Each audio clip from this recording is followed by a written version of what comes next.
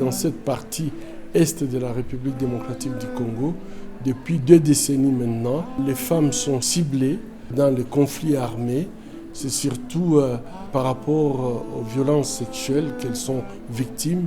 Et donc nous avions commencé à les opérer en 1999 et malheureusement 20 ans plus tard, nous continuons à faire la même chose. Aujourd'hui, nous sommes très contents de voir que la Fondation Pierre Fabre nous a soutenus pour venir en aide à ces femmes victimes de violences sexuelles, mais aussi des femmes qui sont victimes tout simplement de violences basées sur le genre.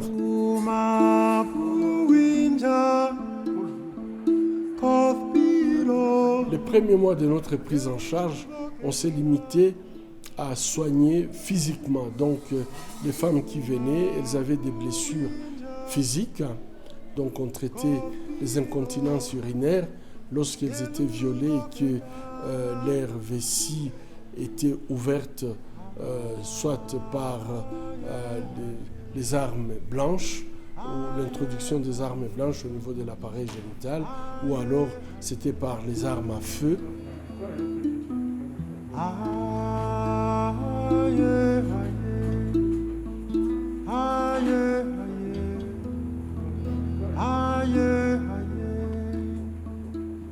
Et progressivement, nous avions commencé à envisager une prise en charge psychologique.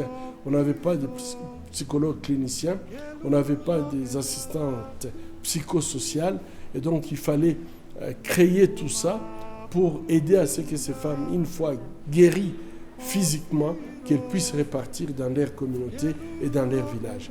Et donc, quelques mois après, 2 ans après, on avait créé la prise en charge psychosociale, soutenir les femmes psychologiquement pour les aider à retourner dans leur société, dans leur communauté.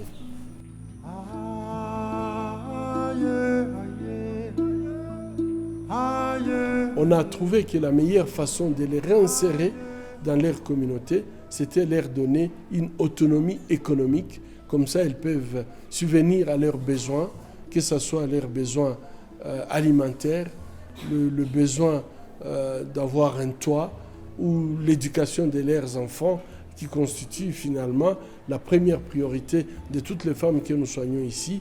C'est retourner au village, mais j'ai besoin que mes enfants aillent à l'école. Mais lorsque les femmes se portent bien physiquement, psychologiquement elles sont bien, économiquement elles font face à leurs besoins de base. Le besoin qui se crée après, c'est le besoin de la dignité, le besoin de la justice. Pourquoi c'est moi qui ai été violée? Pourquoi ça m'est arrivé? Pourquoi ils l'ont fait devant mes enfants? Pourquoi ils ont voulu m'humilier devant mon mari, devant la communauté? Et souvent, les femmes reviennent pour demander à ce que nous puissions les accompagner devant les cours et tribunaux. Et donc, ça a donné naissance à notre 4e pilier, le pilier légal, qui permet en fait de compléter ces retours, restaurer la dignité perdue des femmes. Aujourd'hui, nous travaillons avec ces modèles holistiques qui s'occupent aussi bien des aspects médicaux, des aspects psychologiques, sociaux, des aspects économiques, mais aussi des aspects légaux. Et je crois que l'ensemble de ces paquets permet aux femmes de restaurer leur dignité et pouvoir trouver tout simplement leur place dans la communauté.